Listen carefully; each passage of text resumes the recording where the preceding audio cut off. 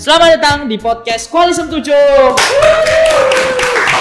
Nah, mantap banget nih, semangat banget rasanya karena hari ini kita bakal ngobrol-ngobrol santai bareng Universitas 11 Maret Surakarta yang udah nggak asing lah ya. Nah, kita bakal ngobrol santai nih bareng Mas Toti dari D3 Manajemen Pemasaran UNS.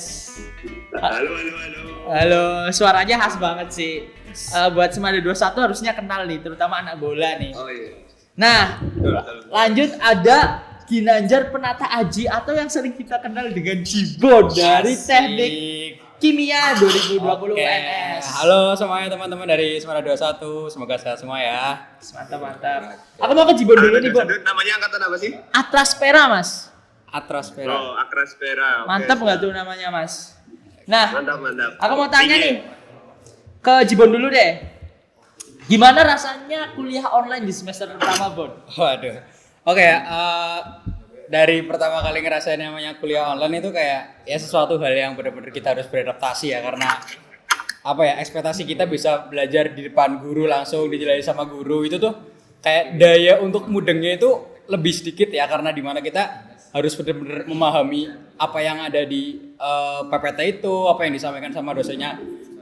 Mungkin kendala terbesarnya adalah masalah sinyal ya, sinyal kayak suara nggak jelas, terus juga penyampaiannya itu juga ya bener-bener telinga kita harus bener-bener jeli gitu loh. Harus bener-bener kuat gitu Gitu. Kalau misalnya kita kayak cuma sebatas dengerin sambil main HP ya, lah itu kuliah nggak berguna itu. Sambil rebahan gitu ya. Itu bisa ketiduran itu.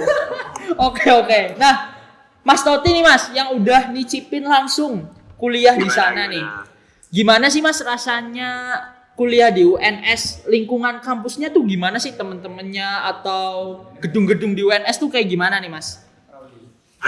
Ya, jadi kalau UNS itu apa sih ya, lebih satu blok ya. Jadi mereka itu berkumpul fakultas-fakultasnya dalam satu wilayah di Kentingan gitu.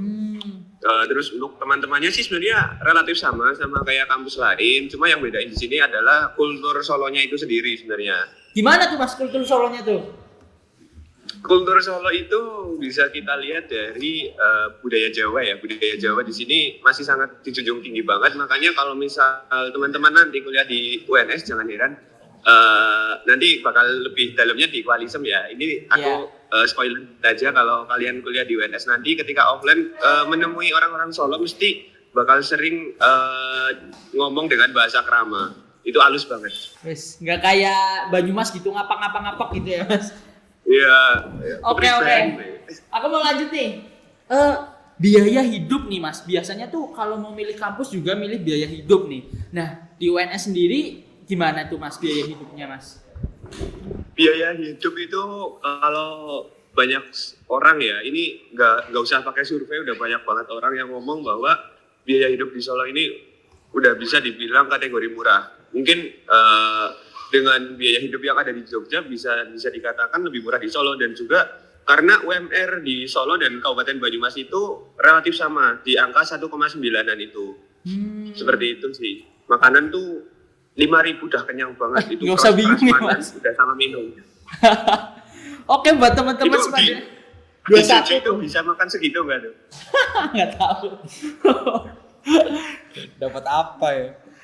Oke, yang buat kantong kosong pengen makan banyak, pengen kuliah langsung aja ke UNS tuh. 5.000 udah dapat makan kenyang tuh. Nah, aku lanjut lagi nih. Mas Toti nih, yang udah kesana kan, fasilitas di UNS nih Mas, secara garis besar tuh ada apa aja nih Mas? Fasilitas, oke, banyak. Ini fasilitas yang mungkin teman-teman jarang banget dijumpai di SMA ya. Contoh, ada yang namanya bis kampus. Bis kampus itu bis yang bisa nganterin kalian. Misal kalian males naik motor, nanti kalian jalan aja ke pintu utama gerbang UNS. Nanti di situ ada bis kampus yang bakal nganterin ke fakultas kalian. Itu cuma bayar 1.000 atau seikhlasnya. Wah, gitu. mantep. Terus ada yang lain lagi, ada dana UNS. Itu tempat berkumpulnya para anak-anak indie. Jadi kalian kalau yang indie bisa pakai ke sini. Konten gitu kan, konten ya kan. Terus apa lagi ya? Banyak di sini perpustakaan aja sampai 7 lantai, dan setiap lantainya itu diisi fakultas berbeda-beda. Dan full AC dong pastinya, dan semua tempat di UNS itu full wifi. Jadi jangan bingung kalian kalau mau apa ya, misal mau nge-game lah ML atau apa, ke kampus aja. Mantap. fasilitasnya udah oke nih. Tapi tentunya dengan fasilitas yang baik itu akan banyak yang ingin masuk UNS ya. Nah, Aji nih, Jibon nih, yang masuk sebagai mahasiswa baru. Gimana kamu masuknya dan seberapa ketat sih masuk kampus UNS? Oke. Ya di sini aku kan masuk jalur SNM ya. Itu kalau secara pandanganku ya untuk prodinya aku sendiri itu teknik kimia. Kalau untuk di UNS saingannya sebenarnya mau dibilang ketat ya nggak begitu ketat, mau dibilang renggang ya nggak begitu renggang. Jadi ya standar lah karena ya aku juga rata-rata di bawah 90 jadi ya masih bisa berjuang di situ gitu. Oh gitu. Nah, tapi kalau di UNS sendiri ada jalur masuk apa aja ya? Kalau jalur masuknya ada SNM, terus ada SBM, terus yang PMDK, terus sama yang jalur apa itu ya? Yang vokasi lah, PMDK itu berarti ya. Ya itu sih paling kalau setauku. Mantap. Oke nih, karena udah banyak banget pertanyaan yang masuk tentang UNS nih. Aku akan tanya beberapa. Dan kalau misal ditanyakan semua kan nggak mungkin cukup waktunya. Oke, aku langsung aja nih. Kak, rata-rata rapot buat seleksi jalur SNMPTN, nah pas banget nih Bon. Berapa tuh? Oke. Kalau ini sih tergantung prodinya ya. Kalau semisal di UNS sih kalau menurut aku pribadi karena UNS termasuk 10 termasuk dalam 10 univ terbaik di Indonesia ya. Kalau dibilang rata-rata mungkin di rentan ya 85 ke atas lah. 85 ke atas itu udah bisa berjuang gitu. Aku bilangnya bisa berjuang di situ loh. Terus kalau yang aku dapat info untuk yang kedokteran itu sekitar 93 Pak ya rata-ratanya itu sekitar segitu. Itu di tahunnya aku ya. Terus kalau semisal yang SNM itu kalau PMDK mungkin lebih ke tergantung nilai kalian masing-masing sih, itu saingannya sama yang lain juga. Gitu kalau mau kita ngasih patokan rata-rata berapa itu sebenarnya susah ya, tapi kita melihat saingan kita. Kalau misalnya nilai kita ternyata saingannya lebih tinggi, itu bisa aja nanti tahunnya kalian rata-ratanya juga meninggi gitu sih. Oh iya bener banget sih, mantap. Nah buat Mas Toti nih Mas, ada pertanyaan buat sekolah vokasi nih Mas. Kak, aku tertarik masuk jurusan vokasi di UNS, baik D4 atau K3. Nah, saya ingin tahu bagaimana prospek kerja ke depannya dan apakah akreditasi jurusan itu berpengaruh gitu. Ya, yang pertama kita lihat dulu dari urgensi ya, tingkat urgensi. Di sini bicara tentang urgensi kan berarti skala prioritas ya. Nah, jurusan K3 ini merupakan jurusan yang sekarang lagi digandrungi banget. Itu benar. Aku punya teman di jurusan K3 ini bahwa K3 ini merupakan prospek yang sangat besar di Indonesia karena masih kurangnya kesadaran untuk kepedulian tentang SOP yang ada di suatu perusahaan. Jadi K3 ini hadir sebagai jalan untuk setiap perusahaan itu melakukan pekerjaannya dengan baik gitu. Karena kan banyak sekali sekarang bisa mungkin Jibon sama Asin tahu ya, banyak sekali kecelakaan kerja lah. Ini merupakan salah satu jalan oleh K3 ini gitu sih. Oh mantap. Terjawab nggak? Terjawab sih, kalau aku terjawab sih. Mantap. Nah oke nih, langsung tanya nih, ciri khas yang dimiliki UNS nih.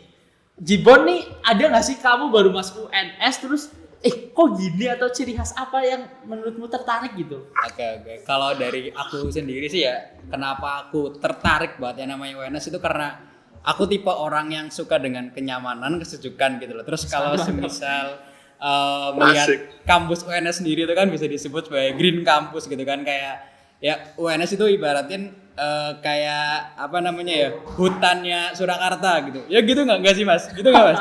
Karena aku melihat kayak ada ciri khas lain loh, ada ciri khas. Apa tuh Mas? Ada ciri khas lain yang nggak dimiliki kampus universitas lainnya ya. Apa? Yaitu arak-arakan. Jadi di sini tuh kultur arak-arakan ini sangat kental banget. Nah, arak-arakan ini kapan sih laksananya? Itu pada saat hari pertama ospek. Jadi itu semua fakultas itu kumpul terus nyanyi ngejan kayak supporteran SBS itu loh. Nah, terus habis itu diarak, habis itu nanti di hari terakhir juga hari terakhir ospek juga ada itu arak-arakan lagi. Itu pokoknya hype-nya itu kalau kalian udah ngerasain, mungkin Jibon belum ngerasain ya, Bon? Belum.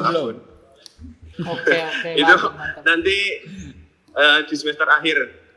Mantap. Bisa Siap ya. ngerasain. siap. Wah, mantap banget nih. Aduh, sayang banget nih.